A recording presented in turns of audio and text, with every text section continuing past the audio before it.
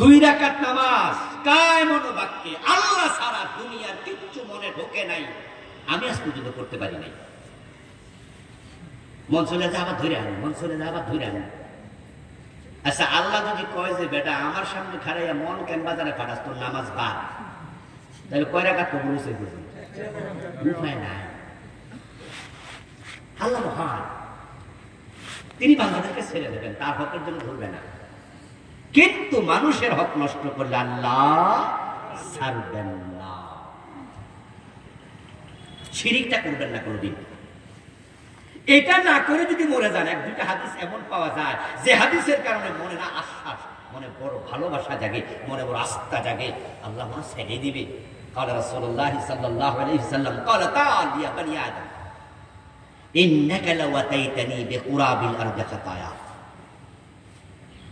ولا تشرك بي شيئا لأتيتك بقرابها المغفرة। হাদিসে কুদসি নবীজি বলেন, আল্লাহ তাআলা বলতেছে, ও বনি আদম, তামাম দুনিয়া যে পরিমাণ পাহাড় আছে, মাটি আছে, তোমার আমল নামায় যদি ওই পরিমাণ গুনাহ থাকে, আর ওই পরিমাণ গুনাহ নিয়ে তুমি মরে যাও, আমার কাছে আসো, আমি তাকায়া দেখবো আমল নামায় শিরিক আছে কিনা। যদি দেখি আমল নামায় কোনো শিরিক নাই, তাহলে আমি আল্লাহ ওয়াদা দিচ্ছি ওই পরিমাণ ক্ষমা নিয়ে আমি তোমার সামনে যাব। আল্লাহু আকবার। আল ঈমান বাইনাল খাউফি ওয়ার রাজা। ঈমান হচ্ছে আশা এবং ভয় দুটার মাঝখানে। আবার শুধুমাত্র একটা কবিরা গুনাহ আমল নামায় থাকলে সেজন্য জাহান্নামে ফেলে দিতে পারেন এমন হাদিসও আছে।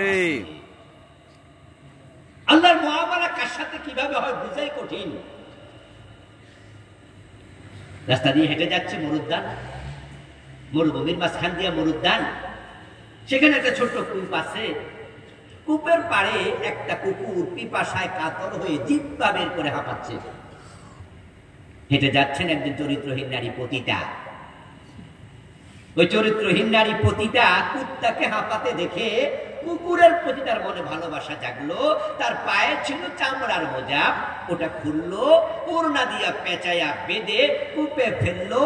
তারপর একটু পানি উঠছে, কুকুরকে খাওয়াইলো। কুকুরটা পিপাসা থেকে নিষ্কৃতি পেল। আরশের মালিক তাকায়া দেখে, আচ্ছা কুত্তার মালিক তো মহিলা না, এটা ওর পালিত কুকুর না, চিনেও না কার কুত্তা। কিন্তু কুকুরকে বানাইছে কে? স্রষ্টা কে? আল্লাহ। বলেন না, কথা বলেন না ভাই। আল্লাহ। স্রষ্টা কে? আল্লাহ।